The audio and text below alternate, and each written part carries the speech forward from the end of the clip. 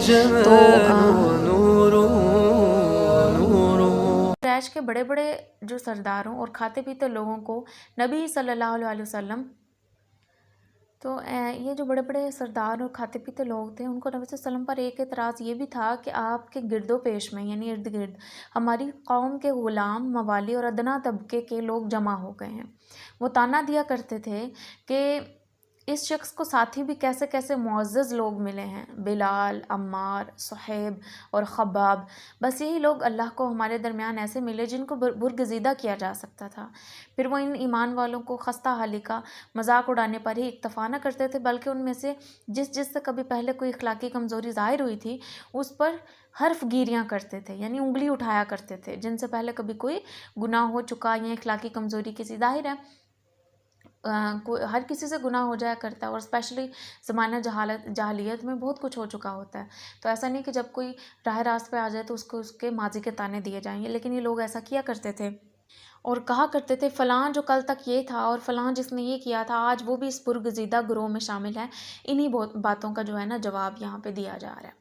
ٹھیک ہے۔ اور یہ لٹرلی دیکھیں قرآن کب کی یہ کتاب ہے، کب نازل ہوئی، اور آج بھی اس میں سچائی موجود ہے۔ آج کے لوگوں کو بھی یہ سب کچھ فیس کرنا پڑتا ہے کہ جی پہلے تو تم ایسی تھی، اب کیا تمہیں ہو گیا، اب تم ایسی ہو گئی ہو، اپنے وہ گناہ یاد کرو، تم تو ایسی، مطلب کیوں اس چیز کا طعنہ دینا۔ اب تو ایک لڑکی جو ہے مکمل بدل گئی ہے، اس نے اپنا ماضی چھوڑ دیا، وہ حال میں مکمل مطمئن ہے اور اپنا مستقبل بہترین کرنے کی کوشش کر رہی ہے۔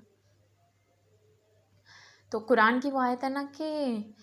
جب بیٹے ہوتے ہیں تو یہ خوش ہوتے ہیں، اور جیسے ان کو بیٹیوں کی خوشخبری سنائی جاتی ہے، یعنی بیٹی پیدا ہوتی ہے کسی کے گھر تو ان کے چہرے سیاہ پڑ جاتے ہیں، اور یقین مانے میں نے آج کے دور میں ایسے لوگ دیکھے ہیں